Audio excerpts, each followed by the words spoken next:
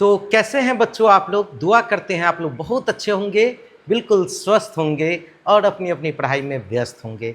मैं आप सभी बच्चों को बता दूं कि आज आपके बायोलॉजी के पहले चैप्टर जैव प्रक्रम एवं पोषण का आज 7वां क्लास है। जी हाँ बच्चों, आज आप 7वां क्लास में हैं, जिसमें हम आपको एक बहुत ही महत्वपूर्ण टॉपिक स्टार्ट करने जा रहे हैं, प्रकाश संश्लेषण की क्रिया।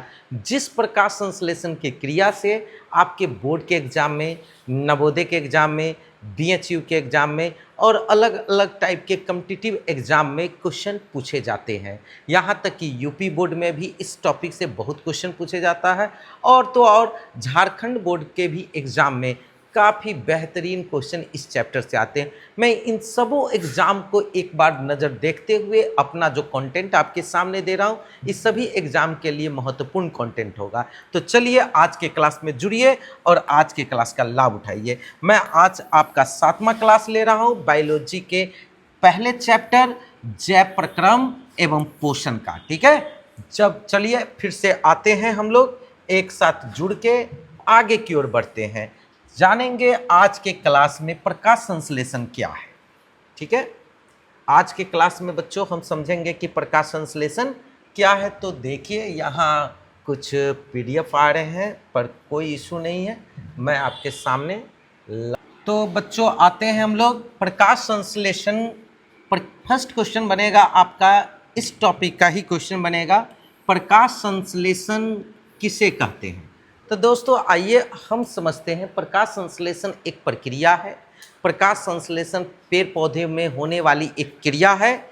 इसमें असल में होता क्या है, पेड़ पौधे भूमि से जड़ के माध्यम से, जाइलम के माध्यम से ग्रहण करके पत्ती में पहुंचाता है। ठीक है, पेड़ पौधे की पत्तियों में रंध्र पाए जाते हैं। उस रंध्रों के द्वारा जो वायुमंडल में कार्बन डाइऑक्साइड है, वायुमंडल में कार्बन डाइऑक्साइड है, उस कार्बन डाइऑक्साइड को की जो है उस कार्बन डाइऑक्साइड को पेड़ पौधों की जो छिद्र है पत्तियों के, वो पेड़ पौधों के पत्तियों के छिद्र के माध्यम से कार्बन डाइऑक्साइड पत्तियां में पहुंचती है। ठीक, और पत्तियों में पाया जाता हरित लवक, जिसके कारण पेड़ पौधों की पत्तियां हरी दिखाई देती है। उसी को हरित लवक को ही क्लोरोफिल कहते हैं या उसी को क्लोरोप्लास्ट कहते हैं। यह क्लोरोफिल, क्लोरोप्लास्ट या हरित लवक जो पत्तियां में होती है, इसका काम क्या है, ये सूर्य के प्रकाश को अवशोषित करता है और सूर्य के प्रकाश को अवशोषित करके पत्तियों में भोजन का निर्माण होता है। यानी भोजन का निर्माण होता है जिसमें ग्लूकोज बनते हैं, जिसमें ऑक्सीजन तैयार होता है, जिसमें जल वाष्प के रूप में उसी पत्तियों के छिद्र के माध्यम से वाष्प के रूप में जल जो है कि मुक्त होता है। वो जो ऑक्सीजन बनते हैं, वो ऑक्सीजन उसी छिद्र के माध्यम से, पत्तियों में पाए जाने वाले छिद्र के माध्यम से ऑक्सीजन को भी बाहर मुक्त किया जाता है, जिस ऑक्सीजन को हम लोग ग्रहण करते हैं और भोजन के रूप में बनता है ग्लूकोज C6H12 और O6, C6H12O6। अब ये बताइए कि ये जो बनने की क्रिया है, ग्लूकोज के बनने की क्रिया, ऑक्सीजन के बनने की क्रिया और वाष्पोत्सर्जन की क्रिया, ये जो फुल प्रोसेस जो हुआ है, ये पूरी प्रक्रिया जो हुई है, इसी पूरी प्रक्रिया को प्रकाश संश्लेषण की क्रिया कहते हैं। दोस्तों प्रकाश संश्लेषण की क्रिया के लिए हमने आपको बताया कि भूमि से जल ग्रहण किया जाता है, पत्तियों में पहुंचते हैं, वायुमंडल से कार्बन डाइऑक्साइड को पत्तियों में ग्रहण किया जाता है और सूर्य से प्रकाश क्लोरोफिल की मदद से ग्रहण की जाती है और इस प्रकार से हरे पेड़ पौधे अपने भोजन का निर्माण कर पाते हैं। ठीक है, और हरे पेड़ पौधे अपने भोजन का जो निर्माण कर पाते हैं, इसी निर्माण करने की पूरी प्रक्रिया प्रकाश संश्लेषण की क्रिया कहलाती है। बड़ा ईजी है, बहुत सिंपल है। ठीक है ना। अब आइए दोस्तों, मैं आपको इसको और बेहतरीन तरीके से आगे क्वेश्चन बाय क्वेश्चन लेकर आना चाहता हूं। एक एक चीज को बड़ा डीपली समझाऊंगा। प्रकाश संश्लेषण क्या है, उसका रासायनिक समीकरण के द्वारा हम आपको क्लियर करेंगे। हमसे जुड़े रहिए और इस तरीके से बनिए कि आपको अभी के अभी वीडियो के देख के आपको जो है टॉपिक 100% क्लियर हो जाए। क्वेश्चन बनता है कि पत्तियों को प्रकाश संश्लेषी अंग क्यों कहा जाता है। जरा गौर से सुनिएगा। क्वेश्चन कह रहा है कि पत्तियों को प्रकाश संश्लेषी अंग क्यों कहा जाता है? भैया बड़ा सिंपल क्वेश्चन है। प्रकाश संश्लेषी अंग का मतलब हुआ कि जिसमें प्रकाश संश्लेषण की क्रिया होगी उसी को प्रकाश संश्लेषी अंग कहेंगे। और प्रकाश संश्लेषण की क्रिया के लिए प्रकाश का होना जरूरी है, और प्रकाश को ग्रहण करने के लिए क्लोरोफिल का होना पत्तियों में जरूरी है। चूंकि हम जानते हैं कि पत्तियों में क्लोरोफिल उपस्थित होता है, चूंकि हम जानते हैं कि पत्तियों में क्लोरोफिल यानी हरित लवक उपस्थित होता है, जिसके कारण पत्तियों का रंग हरा होता है। लेकिन ये इसका गुण है, हरा दिखना इसका गुण है, क्रिया नहीं है। क्रिया क्या है? तो ये हरित लवक क्या करती है कि जो सूर्य से आने वाली जो प्रकाश की किरण है, ये पत्ती प्रकाश को ये अवशोषित कर लेती है, अवशोषित करके अब भोजन का निर्माण करती है। इसीलिए पत्तियों को, चूंकि प्रकाश को अवशोषित करने का कारण पत्तियां की है, किसकी मदद से? क्लोरोफिल की मदद से की है। पत्तियों में प्रकाश अवशोषित हुआ है, इसीलिए पत्तियों को प्रकाश संश्लेषी अंग कहा जाता है। दोस्तों ये ऑब्जेक्टिव बोर्ड मॉडल भी है, ध्यान दीजिएगा, ये बोर्ड मॉडल ऑब्जेक्टिव भी है। ये आपके एग्जाम सब में बहुत पूछे जाते हैं कि निम्न में से किसे प्रकाश संश्लेषी अंग कहा जाता है? ऑप्शन ए जड़, बी तना, सी पत्ती और डी सभी। क्या बोलेंगे? क्या बोलेंगे? ए जड़, बी तना, सी पत्ती और डी इनमें से सभी, या कोई नहीं, कुछ भी दे दे। क्या बोलेंगे? ए पत्ती, ए जड़ बोले थे ना, सी में मैंने पत्तियां बोला, यानी कि पत्ती इसका बिल्कुल सही जवाब होगा। पत्तियों को प्रकाश संश्लेषी अंग कहते हैं। अब आ जाइए सर, ये प्रकाश संश्लेषी अंग पत्तियों को कहते हैं, लेकिन पत्ती तो आप लोग बोल रहे हैं कि पत्ती तो केवल भूमिका में है, लेकिन मेन भूमिका तो यहाँ क्लोरोफिल निभा रहा है, जिसके कारण पेड़ पौधों की पत्तियां हरी दिखाई देती है। तो एक क्वेश्चन और बोर्ड मॉडल बनते हैं, जरा गौर से सुनिएगा। एक बोर्ड मॉडल ऑब्जेक्टिव इससे और बनता है मेरे बच्चों। मैं एक और क्वेश्चन बताता हूं। क्वेश्चन पूछ देगा, निम्न में से किसे प्रकाश संश्लेषी अंगक कहा जाता है? सुनिए, अंग पूछेगा, प्रकाश संश्लेषी अंग पूछेगा, तो अंग में क्या बोलेंगे? पत्ती। क्या बोलेंगे? पत्ती। लेकिन प्रकाश संश्लेषी अंग मतलब क्या? अंगों का अंग। अंग हो गया पेड़ के अंग हो गए पत्ती, और जड़ तना पत्ती ये पौधों के अंग हो गए, और पत्ती के अंगक यानी अंग, पेड़ के अंग, तब पेड़ के अंग हो गया पत्ती। अब पत्ती का अंग है कौन? क्लोरोफिल। कौन है? क्लोरोफिल। तो क्लोरोफिल को क्या कहोगे? अंगक। और इसी क्लोरोफिल के कारण सूर्य के प्रकाश को क्या किया जाता है? अवशोषित किया जाता है। इसीलिए क्वेश्चन बनता है कि हरे पेड़ पौधों में प्रकाश संश्लेषी अंगक निम्न में से कौन है? ऑप्शन ए जड़, बी तना, सी पत्ती और डी क्लोरोफिल। क्या बोलेंगे? क्या बोलेंगे? क्लोरोफिल। क्या बोलेंगे? क्लोरोफिल। बोल देगा निम्न में से हरे पेड़ पौधों के प्रकाश संश्लेषी अंग है तो क्या बोलेंगे?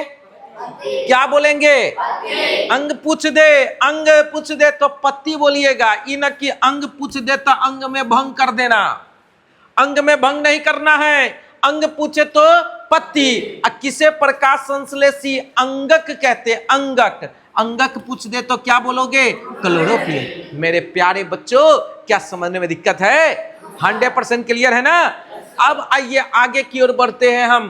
क्वेश्चन पूछ रहा है इसमें, देखिए ये तो खैर इस टॉपिक से रिलेटेड नहीं है, लेकिन ऑब्जेक्टिव क्वेश्चन आपके बोर्ड के एग्जाम में आता है।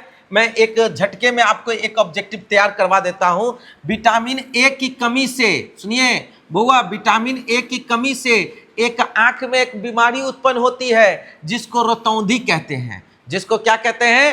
रतौंधी। आदमी सब देखिएगा गांव देहात में गालियों इसका दे देते हैं, रतौंधी हुआ है, ठीक से नहीं देख के चल होता है कि नहीं? लेकिन ये नहीं जानता है कि रतौंधी हुआ है तो क्यों, कैसे हुआ? तब विटामिन ए की कमी से हुआ। किसके कमी से? विटामिन ए की कमी से। विटामिन ए की कमी से आंख में होने वाला कौन सा रोग है? रतौंधी। कौन से रोग है होते हैं? रतौंधी। ओके ना? इसमें देखिएगा आपको आगे पढ़ाएंगे हम, ये फिजिक्स के तीसरे चैप्टर मानव नेत्र ह्यूमन आई में पढ़ाएंगे। इसमें ये पुतली देख रहे हो ना, वो कुछ इस तरह से हो जाते हैं रतौंधी में, स्पष्ट रूप से कुछ क्लियर दिखाई नहीं देता है। बात समझे कि नहीं? अब आ जाइए मेरे बच्चों, मैं आपको जिस टॉपिक में हूं उसी टॉपिक में लेकर आऊंगा। मैं ज्यादा इधर उधर आपको डाइवर्ट करने की कोशिश बिल्कुल ही नहीं करूंगा। मैं आपको बता रहा था प्रकाश संश्लेषण की क्रिया, है ना। अब प्रकाश संश्लेषण की क्रिया को और मजेदार तरीके से समझते हैं मेरे बच्चों। मैं आपको प्रकाश संश्लेषण की क्रिया में बताता हूं। मैंने बताया है कि वह प्रक्रिया, वैसी प्रोसेस, वैसी क्रिया जिसके द्वारा हरे पेड़ पौधे सूर्य से प्रकाश, वायुमंडल से कार्बन डाइऑक्साइड, भूमि से क्या, जल ग्रहण कर क्लोरोफिल की उपस्थिति में अपने भोजन का निर्माण करता है। क्लोरोफिल की उपस्थिति में अपने भोजन का निर्माण करता है। हम इस क्रिया को क्या कहेंगे? प्रकाश संश्लेषण की क्रिया कहते हैं। अब प्रकाश संश्लेषण की क्रिया का हम रासायनिक समीकरण बउआ आपको बता रहे हैं, गौर से सुनिए। भूमि से जो कार्बन डाइऑक्साइड, भूमि से जो जल लिया जाता है एक बार में, वो एक बार में भूमि से जल बउआ यहां देख लीजिए, गलती से मिस्टेक कर दिया है कि नहीं, 12 अणु जल ग्रहण करता है। भूमि से कितने अणु जल ग्रहण करता है एक बार में?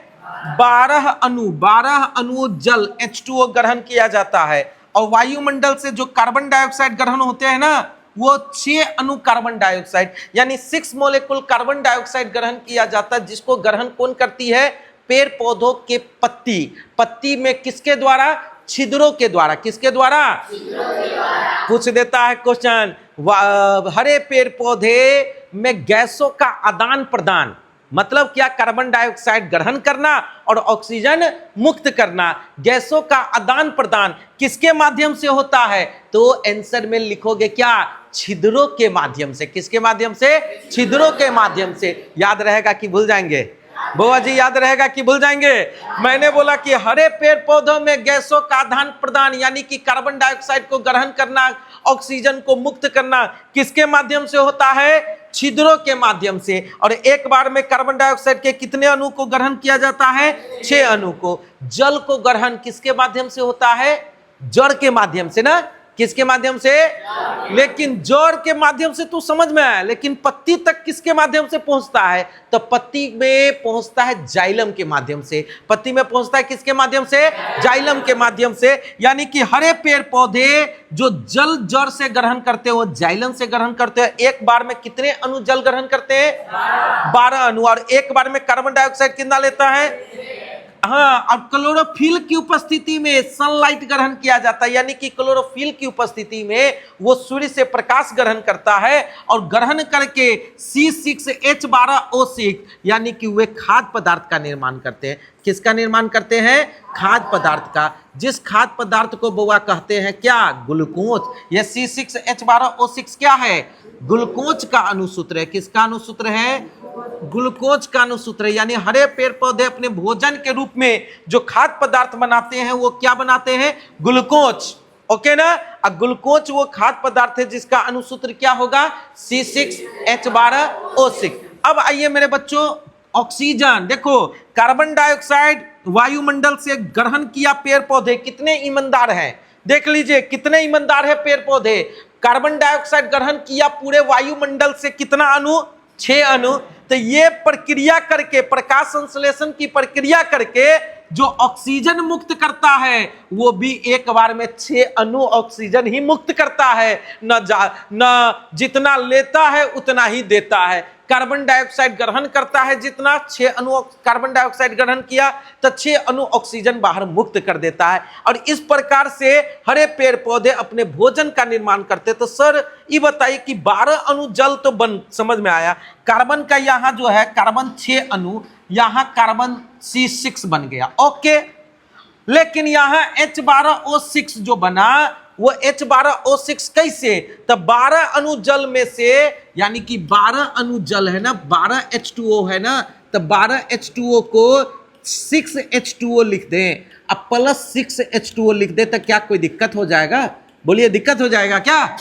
6H2O में क्या रहेगा? तो 6H2O में देख लीजिए हाइड्रोजन की वैल्यू 6 दूनी 12 और ऑक्सीजन की वैल्यू 6 इकाई 6, यानी कि H12O6 प्लस 6H2O है कि नहीं। इसका मतलब ये हुआ क्या कि यहाँ कार्बन डाइऑक्साइड के जो कार्बन है वो कार्बन की वैल्यू लिया C6 तो यहाँ C6 हुआ और ये H12O6 कहाँ से आया? तो H12O6 6 अणु जल से बना। तब फिर 6 अणु जल कहाँ गया सर? बाकी के ये 6 अणु जल कहाँ गया?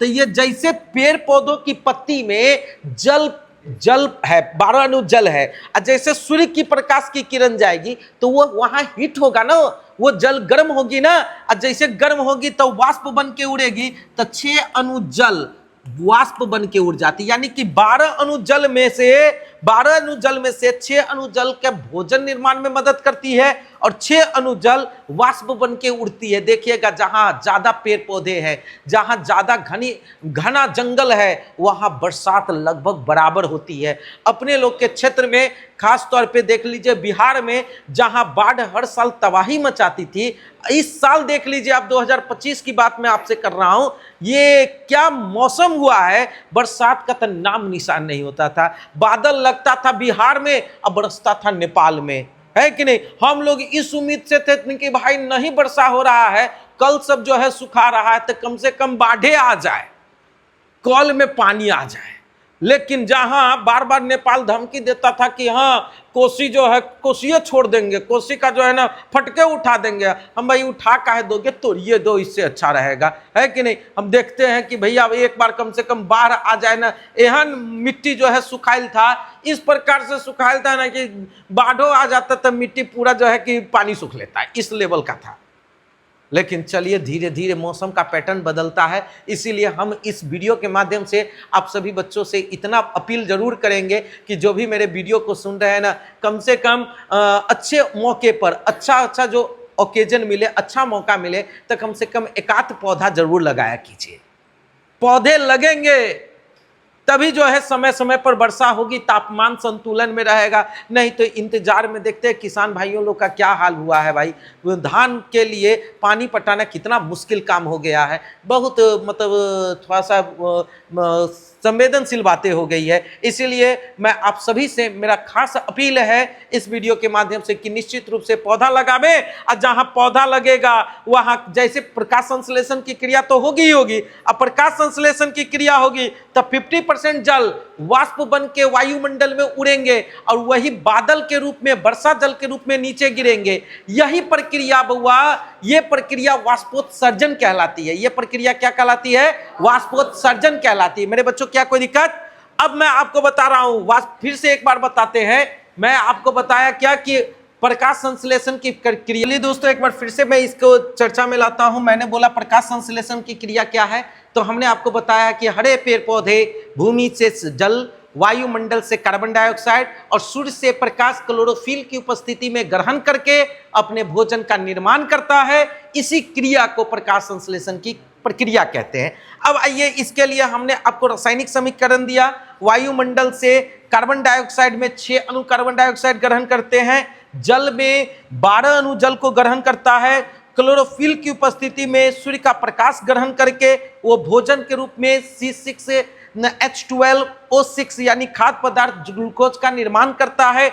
और इतना ही नहीं, हम लोग को जीवनदायी गैस ऑक्सीजन O2 के 6 अणु मुक्त करता है और 12 अणु जल में से 6 अणु का भोजन बनाता है और 6 अणु जल वो बाहर वाष्प के रूप में उत्सर्जित कर देता है, जो वर्षा जल के रूप में पुनः आ जाती है, पुनः वापस पृथ्वी पे। ठीक है, यानी कि पृथ्वी से तो निकलता ही है, पुनः पौधों को जड़ के माध्यम से मिल जाती है। और इस प्रकार से ये जो समीकरण है प्रकाश संश्लेषण का रासायनिक समीकरण कहलाता है। और रासायनिक समीकरण भी बोर्ड मॉडल क्वेश्चन है आपके एग्जाम में। बोर्ड मॉडल प्लस का मतलब क्या? लगभग ये कई बार पूछा गया है आपके एग्जाम सब में, है कि नहीं। और प्रकाश संश्लेषण भी है बोर्ड मॉडल प्लस, यानी कि ये हिट क्वेश्चन है जो कई बार आपके एग्जाम में देखने को मिला है। एक बार दो बार नहीं भाइयों, कितने बार। इसीलिए मेरे प्यारे भाइयों बहनों, आप इसको जरूर देख लें और 100% कंप्लीट कर ले। कोई भी दिक्कत हो तो हमें जरूर आप कमेंट बॉक्स के माध्यम से बताएं, मैं आपके डाउट को 100% क्लियर करूंगा नेक्स्ट वीडियो में, ठीक है। अब आइए मेरे बच्चों, मैं आपको लेकर आगे की ओर बढ़ता हूं। क्वेश्चन है कि प्रकाश संश्लेषण के लिए कच्ची सामग्री, हाँ, ये बहुत बढ़िया है भाई, जरा जान लीजिए। प्रकाश संश्लेषण की क्रिया के लिए कच्ची सामग्री, या यूं कह दे कि आवश्यक घटक, प्रकाश संश्लेषण की क्रिया के लिए, प्रकाश संश्लेषण के लिए आवश्यक कच्ची सामग्री पौधे कहां से प्राप्त करते हैं? पौधे कहां से प्राप्त करते हैं? जरा गौर से सुनिए, मैंने आपको लगभग सारी बात बता दिया है। पौधों में प्रकाश संश्लेषण की क्रिया से कार्बोहाइड्रेट यानी भोजन का निर्माण होता है, जिसके लिए निम्नलिखित वस्तु की आवश्यकता होती है। सुनिए, यह कच्ची सामग्री अगर नहीं देगा तो आवश्यक घटक दे देगा, घटक जिसको कंपोनेंट कहते हैं, यानी कि पूछ देगा प्रकाश संश्लेषण की क्रिया के लिए आवश्यक घटकों के नाम लिखें, आवश्यक घटकों के नाम लिखे, या आवश्यक कच्ची सामग्री पौधे कहां से प्राप्त करते हैं? आप ही लोग बताइए। क्लोरोफिल की उपस्थिति में, क्लोरोफिल की उपस्थिति में क्या ग्रहण करता है हरे पेड़ पौधे? सूर्य का प्रकाश। अब आ जाइए, वायुमंडल से क्या ग्रहण किया जाता है? Carbon dioxide. क्या ग्रहण किया जाता है? Carbon dioxide. अब आइए मेरे बच्चों, भूमि से क्या ग्रहण किया जाता है? तो भूमि से भूमिगत जल, भूमि से भूमिगत जल। भूमि से क्या ग्रहण होगा? भूमि से जल, भूमि से भूमिगत जल। दूसरा, वायुमंडल से कार्बन डाइऑक्साइड यानी जिसको बोलेंगे CO2, और क्लोरोफिल की उपस्थिति में सूर्य से प्रकाश ग्रहण करके हरे पेड़ पौधे अपने भोजन का निर्माण करता है। यानी प्रकाश संश्लेषण की क्रिया के लिए ये सभी बहुत ही महत्वपूर्ण कच्ची सामग्री है। क्या किसी को दिक्कत? 100% समझ में आ रहा है बच्चों? तो मैंने आपको जो समझाया है, मैंने आपको जो बताया है, एकदम क्लियर समझ में आ गया। 2 नंबर में ये क्वेश्चन बहुत ज्यादा पूछा जाता है कि प्रकाश संश्लेषण की क्रिया के लिए आवश्यक घटकों के नाम लिखे या नाम बताए, तो सबसे पहले बोलेंगे भूमि से जल, ठीक ना, भूमि से जल या भूमिगत जल। दूसरा क्या बोलेंगे भाई? तो वायुमंडलीय कार्बन डाइऑक्साइड। तीसरा क्या बोलेंगे? तो सूर्य से प्रकाश, क्लोरोफिल की उपस्थिति में। ये सभी क्रियाएं पेड़ पौधों के किस में होती है? किस भाग में? तो पत्तियों में होती है। भूमि से जल भी पहुंचती है पत्तियों में। पत्ती में जो छिद्र होता है, उस छिद्र के माध्यम से कार्बन डाइऑक्साइड को ग्रहण किया जाता है, ऑक्सीजन को बाहर मुक्त किया जाता है, और पत्ती में ही पाई जाती है क्लोरोफिल यानी हरित लवक, जो सूर्य के प्रकाश को अवशोषित करता है। इसीलिए पत्तियों को पेड़ पौधों का रसोई घर भी कहते हैं। याद रखिएगा, ये ऑब्जेक्टिव बोर्ड मॉडल बहुत ही महत्वपूर्ण है। पत्तियों को हरे पेड़ पौधों का क्या कहा जाता है? रसोई घर। क्वेश्चन पूछेगा कि हरे पेड़ पौधों का रसोई घर किसे कहते हैं? जड़, तना, पत्ती, इनमें से कोई नहीं। क्या बोलोगे? पत्ती। प्रकाश संश्लेषी अंग किसे कहेंगे? पत्तियों को, है कि नहीं? अब प्रकाश संश्लेषी अंगक किसे कहेंगे? तो क्लोरोफिल को। एकदम क्लियर याद रखिएगा, प्रकाश संश्लेषण की क्रिया हरे पेड़ पौधों के किस भाग में होती है? तो पत्तियों में होती है। एकदम कंसेप्ट क्लियर है ना? अब आगे की ओर बढ़ते हैं बच्चों, जरा ध्यान दीजिएगा। क्वेश्चन है कि पौधे अपना पोषण कैसे करता है, यानी कि पौधे अपने भोजन का निर्माण यानी अपना पोषण कैसे करता है? तो हरे पेड़ पौधे अपना पोषण प्रकाश संश्लेषण की क्रिया के लिए, प्रकाश संश्लेषण की क्रिया के माध्यम से करते हैं। प्रकाश संश्लेषण की क्रिया के माध्यम से करते हैं, क्योंकि यह क्या है? स्वपोषी होता है। यह अपने भोजन का निर्माण स्वयं करने वाला होता है कि नहीं? मैंने बोला क्या? हरे पेड़ पौधे अपना पोषण, हरे पेड़ पौधे अपना पोषण किसकी मदद से करते हैं? तो प्रकाश संश्लेषण की क्रिया के माध्यम से करते हैं, क्योंकि हरे पेड़ पौधे स्वपोषी हैं। हरे पेड़ पौधे स्वपोषी होते हैं। अब आ जाइए, पौधे को अपने भोजन निर्माण हेतु कौन कौन सी सामग्री, है ना, कौन कौन सी सामग्री की आवश्यकता पड़ती है ना बच्चों? मैंने आपको अभी अभी बताया है कि हरे पेड़ पौधों की कौन कौन सी कच्ची सामग्री पूछ दे या सीधे सामग्री पूछ दे या हरे पेड़ पौधों में आवश्यक घटकों के नाम पूछे, बात एक ही होगा, क्या बात होगी भैया? तो हमने अभी अभी आपको बताया है, सूर्य से प्रकाश क्लोरोफिल की उपस्थिति में, दैट मीन्स क्लोरोफिल की उपस्थिति में सूर्य से प्रकाश, वायुमंडल से कार्बन डाइऑक्साइड और भूमि से भूमिगत जल, अब आ जाइए, क्वेश्चन है आपके सामने, स्क्रीन पे क्वेश्चन है मेरे बच्चों कि हरे पेड़ पौधों में किस घटक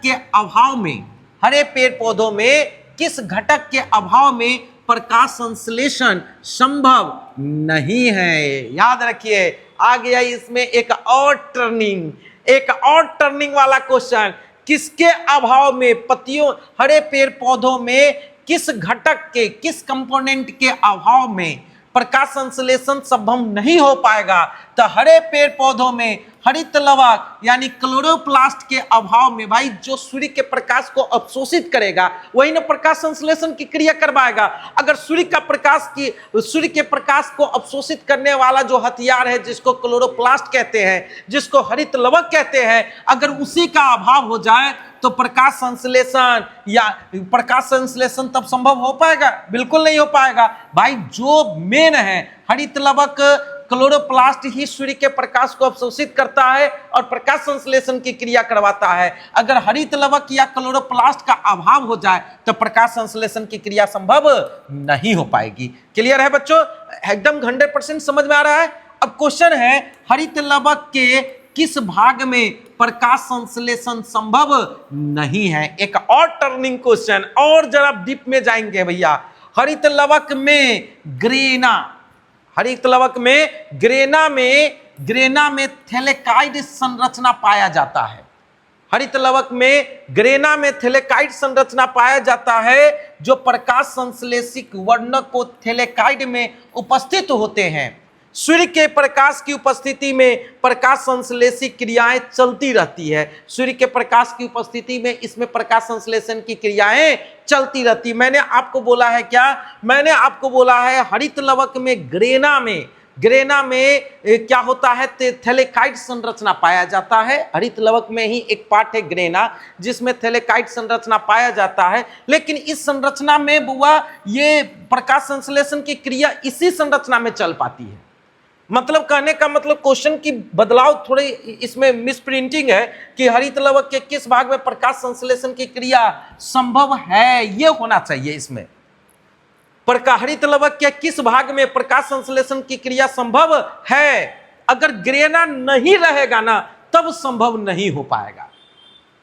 हरित लवक में ग्रेना अगर न हो तो थैलेकाइड संरचना नहीं पाई जाएगी, और थैलेकाइड संरचना नहीं पाई जाएगी तो सूर्य के प्रकाश को एब्जॉर्ब नहीं कर पाएगा, है कि नहीं? यानी कि मैं आपको इसको दो तरीके से समझाता हूं। एक, किसके हरित लवक के किस भाग में प्रकाश संश्लेषण संभव है, इसको समझिए पहले, तब बताएंगे कि संभव नहीं है, तो दोनों क्वेश्चन क्लियर होगा। मैं आपको बताऊं मेरे बच्चों, मैंने बोला क्या कि हरित लवक के किस भाग में प्रकाश संश्लेषण की क्रिया संभव है? तो हरित लवक के ग्रेना में थैलेकाइड संरचना पाई जाती है, जो सूर्य के प्रकाश को एकत्रित कर पाता है, जिसके कारण हरित लवक के द्वारा पत्तियों में प्रकाश संश्लेषण की क्रिया संभव हो पाती है। अब एक क्वेश्चन बनता है क्या कि हरित लवक के किस भाग में प्रकाश संश्लेषण की क्रिया संभव नहीं है? ठीक ना, निगेटिव टाइप क्वेश्चन नहीं है। तो यदि हरित लवक में ग्रेना की अनुपस्थित हो जाए तो उसमें थैलेकाइड संरचना नहीं पाई जाएगी, जिसके कारण पत्तियां प्रकाश संश्लेषण की क्रिया उसमें संभव नहीं हो पाएगा। 100% क्लियर हो गया? मैं आपको दो तरह के क्वेश्चन बताया है एक ही पैटर्न में कि हरित लवक के किस भाग में प्रकाश संश्लेषण संभव है। तो हरित लवक में ग्रेना पाया जाता है, जिस ग्रेना में थैलेकाइड संरचना पाया जाता है, जिसके कारण पेड़ पौधों की पत्तियां यानी कि ग्रेना की मदद से, ये थैलेकाइड संरचना की मदद से सूर्य के प्रकाश को एकत्रित कर पाती है और प्रकाश संश्लेषण की क्रिया संभव कर पाती है। किस हरित लवक के किस भाग में प्रकाश संश्लेषण की क्रिया संभव नहीं है?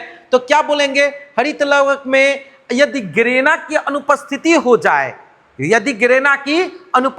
जाए, तो उसमें थैलेकाइड संरचना नहीं पाई जाएगी, और थैलेकाइड संरचना नहीं पाए जाने के कारण थैलेकाइड संरचना नहीं पाए जाने के कारण उसमें क्या होगा कि उसमें प्रकाश संश्लेषण, प्रकाश को एब्जॉर्ब नहीं रह पाएगा। जैसे आएगा प्रकाश और जाएगा प्रकाश, आएगा प्रकाश फिर जाएगा प्रकाश, धीरे धीरे उस पत्तियों का रंग क्या होने लगेगा, जरा कमेंट बॉक्स में बताइएगा। उस पत्तियों का रंग दोस्तों क्या होने लगेगा, हरा रंग से धीरे धीरे किस रंग में बदलेगा, जरा बताइएगा सोच के, है कि नहीं। अब आ जाइए तो इस प्रकार से पत्तियों का भी रंग बदलने लगेगा और वो पत्तियां प्रकाश संश्लेषण की क्रिया संभव नहीं कर पाएगा। क्या कोई दिक्कत है? 100% क्लियर हो गया। अब मैं आपको लेकर आता हूं नेक्स्ट क्वेश्चन में। प्रकाश संश्लेषण का रासायनिक समीकरण समझ लीजिए, जिस पर हमने एक बार चर्चा आपके बीच कर चुका है, एक बार और पुनः चर्चा करने का मौका मिला है। भूमि से क्या ग्रहण किया जाता है? जल। जल के कितना अणु देख लीजिए, 12 अणु। वायुमंडल से क्या ग्रहण करता है? कार्बन डाइऑक्साइड के कितने अणु? 6 अणु। सूर्य का प्रकाश क्लोरोफिल की उपस्थिति में, यानी क्लोरोफिल की उपस्थिति में सूर्य से प्रकाश को ग्रहण किया जाता है, जिससे बनते हैं C6H12O6, यानी खाद्य पदार्थ बनते हैं। और खाद्य पदार्थ बनते हैं जिसमें कार्बन C6 आ गया भोजन के लिए C6, और जल के 12 अणु में से 6 अणु जल यानी H12O6 चला गया भोजन के निर्माण में। बचा यहाँ O2 का कई गो? 6 गो, यानी ऑक्सीजन बच गया 6 गो। तो ये ऑक्सीजन 6 गो बाहर मुक्त कर दिया जाता है, जिसको हम लोग ऑक्सीजन को ग्रहण करते हैं श्वसन के रूप में। और यहाँ 12 अणु जल में से 6 अणु जल भोजन बना और 6 अणु जल वाष्प के रूप में वायुमंडल में चला जाता है। और इस प्रकार से हम पेड़ पौधे रासायनिक क्रियाएं लगातार दिन भर करती रहती है। एक और क्वेश्चन पूछता है, प्रकाश संश्लेषण की क्रिया होती है ऑप्शन ए केवल दिन में, ऑप्शन बी केवल रात में, ऑप्शन सी दिन में भी और रात में भी, ऑप्शन डी कभी कभी दिन में कभी कभी रात में। क्या बोलेंगे? केवल दिन में। केवल दिन में प्रकाश संश्लेषण की क्रिया सूर्य के प्रकाश की उपस्थिति होती है। और सूर्य का प्रकाश क्या रातों में मिलता है आपको? नहीं भाई, केवल दिन में मिलता है। इसीलिए प्रकाश संश्लेषण की क्रिया केवल दिन में होती है। याद रखिएगा, हर एक लाइन में ऑब्जेक्टिव क्वेश्चन छुपा है मेरे बच्चों। अब आ जाइए, आपके बोर्ड मॉडल कुछ ऐसी फिगर आपके सामने प्रस्तुत कर रहा हूं जो आपके बोर्ड के एग्जाम में बराबर पूछता है। क्या है फिगर?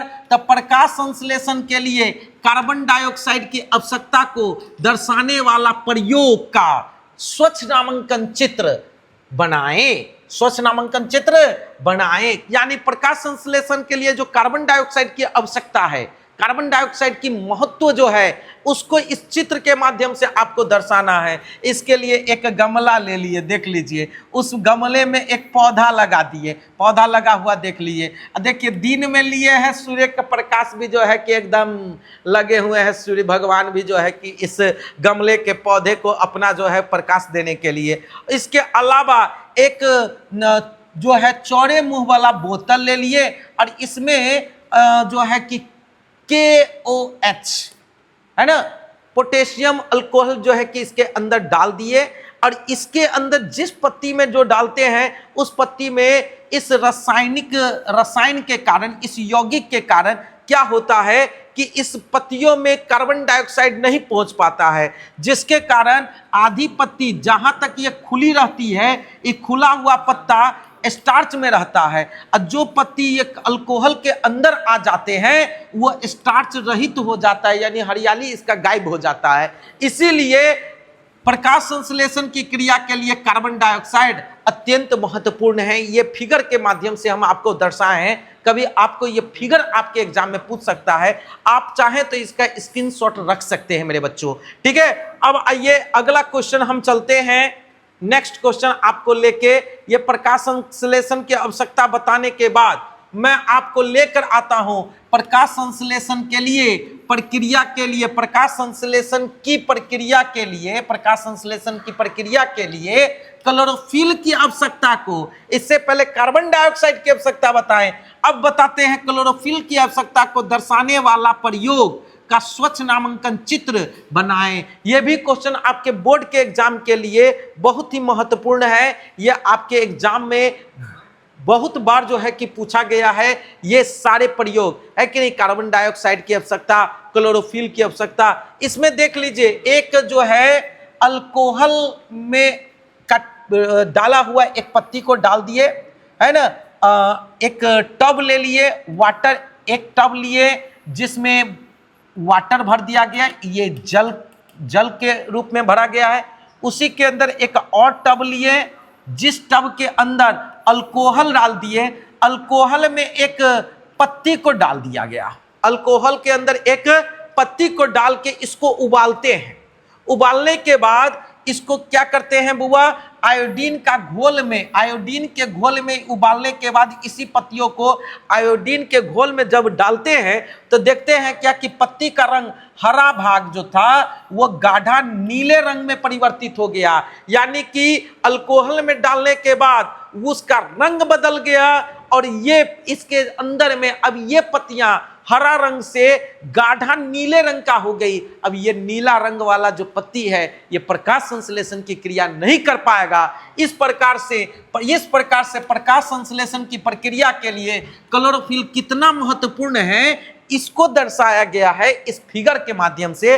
अब चाहे तो आप इसका स्क्रीनशॉट लेके इसको आप जो है कि इत्मीनान से समझ सकते हैं। ये सब क्वेश्चन आपके एक बोर्ड का एक हिट क्वेश्चन है, यानी कि बोर्ड मॉडल प्लस क्वेश्चन है। इसको आप हिट क्वेश्चन बोल सकते हैं, हिट क्वेश्चन बोल सकते हैं। ये आपके एग्जाम में 5 मार्क्स में देखने को मिलता है बच्चों, है कि नहीं। हाँ, 5 मार्क्स में ये सब क्वेश्चन जो है कि आपको देखने को मिलते हैं। 5 मार्क्स में पूरे बुक से 2 क्वेश्चन पूछे जाते हैं और कभी कभी दोनों क्वेश्चन में इस तरह के फिगर दे दिया जाता है। उस समय आपको इसका प्रैक्टिस करके जाना आपके लिए फायदेमंद होगा। ठीक है, अब आ जाइए मेरे बच्चों, मैं आपको बताया क्या क्वेश्चन आपको मैं इतना क्लियर कर ही दिया हूं। तो मैं आप सभी बच्चों को बता दूं कि अगर मैं पूरा प्रकाश संश्लेषण का एक डिटेल नॉलेज आपको दिया हूं, जिसमें मैंने आपको बताया है कि प्रकाश संश्लेषण की क्रिया के लिए उसको चाहिए क्या, भूमि से जल, वायुमंडल से कार्बन डाइऑक्साइड, सूर्य से प्रकाश, क्लोरोफिल की उपस्थिति में ग्रहण करके वो अपने भोजन का निर्माण करता है। भोजन के रूप में रस जो निर्माण होता है खाद्य पदार्थ वो C6H12O6 होते हैं। उसके अलावा वो ऑक्सीजन को छिद्र से बाहर मुक्त करते हैं। और भी कई प्रकार के क्वेश्चन मैंने आपको बताया है, आवश्यक घटक के नाम बताया, कच्ची सामग्री का नाम बताया है कि नहीं, रासायनिक समीकरण बताया, प्रकाश संश्लेषण की प्रक्रिया बताए। ये सभी क्वेश्चन को एक बार डिटेल से आप समझ लीजिएगा तो आपका एक एक नंबर का ऑब्जेक्टिव हो या सब्जेक्टिव टोटल क्वेश्चन जो इस टॉपिक से पूछेगा इसी वीडियो के माध्यम से आपका सॉल्व हो जाएगा। हमेशा मेरा हर वीडियो को आप अंत तक देखने की कोशिश कीजिएगा, तभी जाकर आपके एग्जाम के लिए बेस्ट तैयारी माना जाएगा। तो मेरे बच्चों, मेरा क्लास आप लोग को यदि अच्छा लग रहा हो, मेरे प्यारे भाइयों बहनों, यदि आप मेरे क्लास को समझ पा रहे हैं तो आप जरूर हमको इस वीडियो में हिम्मत हौसला बढ़ाने का कोशिश करें, लाइक कमेंट के माध्यम से। और सब्सक्राइब यदि अभी तक आप नहीं किए हैं तो जरूर सब्सक्राइब करके बेल आइकन को दबा दीजिए, ताकि समय समय पर हम आपको वीडियो का नोटिफिकेशन देते रहें। और तो और मैं यदि किसी दोस्तों को यदि अभी तक आप वीडियो नहीं भेज पाए हैं, जिनको इसकी आवश्यकता लग रही है, तो जरूर शेयर कर दें। फिर मिलते हैं अगले वीडियो में। आज के लिए इतना ही। जय हिंद।